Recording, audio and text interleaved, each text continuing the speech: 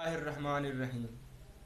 آج میرا موضوع سخن ہے، یاد رکھنا کسی کا دل مت دکھانا۔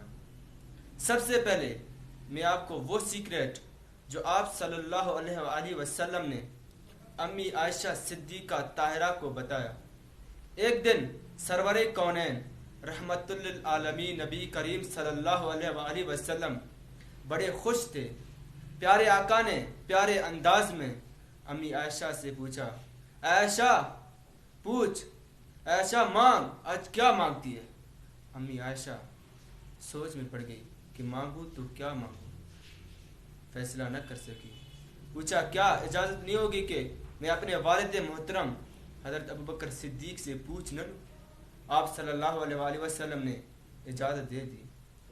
امی عائشہ صدیقہ کے حضرت ابوبکر صدیق سے پوچھنے پر حضرت ابوبکر صدیق نے فرمایا، آپ صلی اللہ علیہ وآلہ وسلم سے پوچھیں، معراج والی رات آپ کے اور اللہ کے درمیان جو راز کی باتیں ہوئی ہیں ان میں سے صرف ایک بات بتا دیں۔ جب امی عائشہ صدیقہ نے یہ بات آپ صلی اللہ علیہ وآلہ وسلم کو بتائی تو آپ صلی اللہ علیہ وسلم مسکرا دیے کہ یار غار نے پوچھا تو کیا پوچھا۔ اور آپ صلی اللہ علیہ وسلم نے فرمایا کہ اللہ نے مجھ سے فرمایا، جو دو ٹوٹے ہوئے دلوں کو آپس میں جوڑ دے اس پر جنت واجب ہے۔ اور پھر امی عائشہ صدیقہ نے جب یہ بات آ کر حضرت ابوبکر صدیق کو بتائی تو پہلے حضرت ابوبکر صدیق مسکرائے، پھر رونے لگے۔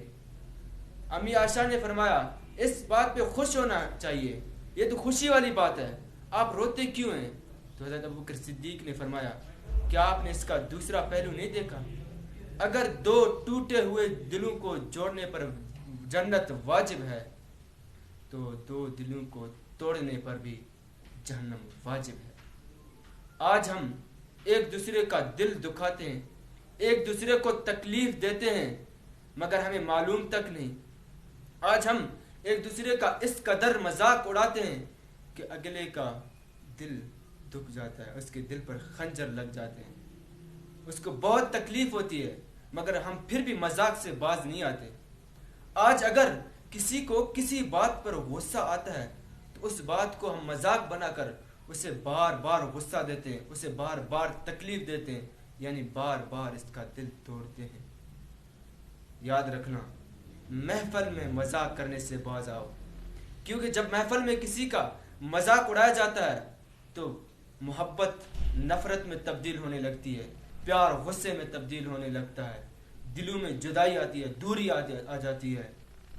آج اگر ہم کسی کی مدد کرتے ہیں تو اسے الٹا تانے دیتے ہیں۔ کبھی کبھار بظاہر تانے دینے کا ارادہ نہیں ہوتا، مگر منہ سے ایسی بات نکالتے ہیں جو تانے سے بھی زیادہ زہریلی ہوتی ہے۔ اس کے علاوہ بھی کئی فیکٹرز ہیں جن پر ہم غور فکر نہیں کرتے، ہم ایک دوسرے کا دل توڑتے رہتے ہیں، ایک دوسرے کو دکھ پہنچاتے رہتے ہیں۔ جیسا کہ کوئی اپنے دکھ کی کہانی ہمیں سنائے، ہم پھر اس کو الٹا ڈانٹیں، یعنی ہم اس کو ڈانٹتے ہیں، اس کی دکھ سننے کی بجائے اس کو مزید دکھی کرتے ہیں، اسے مزید تکلیف پہنچاتے ہیں۔ اس کے علاوہ ایسے بہت سارے فیکٹر ہیں، جیسا کہ دو دوست آپس میں بیٹھے ہوں، ایک دوست موبائل فون پہ لگا رہے، یا تین دوست آپس میں بیٹھے ہوں، دو ایسی زبان میں بات کریں جو تیسرے کو سمجھ نہیں آئے، اور اس زبان میں بات کر کے ہنسیں، چہمہ گوئیاں کریں، اور اس دوست کی طرف دیکھیں۔ جب وہ دوست پوچھے کس بات پہ ہنس رہے تو کہیں آپ پر نہیں ہنس رہے۔ ایسے رویوں سے دلوں میں دوری آ جاتی ہے۔ اگر کوئی آپ کا دل دکھائے، کوئی آپ کے ساتھ یہ رویہ اختیار کرے تو سوچیں آپ اس وقت کیا فیل کریں گے۔ آپ جو دوسروں کو دکھ دے رہے ہیں، بیوقوف بنانے کی کوشش کر رہے ہیں، اگر آپ کو کوئی دکھ دے، کوئی آپ کو بیوقوف بنائے تو اس وقت آپ کیا فیل کریں گے، کیا سوچیں گے؟ کیا آپ کے سینے میں صرف دل ہے؟ یاد رکھنا، جو آپ کے سینے میں جو دل ہے اور ان کے سینے میں بھی ایسا ہی دل دھڑکتا ہے۔ اگر آپ کا دل تکلیف محسوس کر سکتا ہے تو اوروں کا دل بھی تکلیف محسوس کر سکتا ہے۔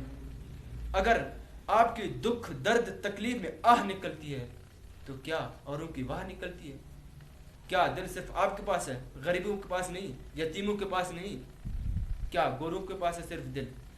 خدا را دلوں کو آپس میں جوڑیں، محبت کو فروغ دیں، اتحاد و اتفاق قائم کریں، انسانیت کی خاطر جئیں، انسانیت کی قدر کریں، اوروں کی احترام کریں، اوروں کی عزت کریں، اوروں کے لیے اپنے دل میں جگہ رکھیں۔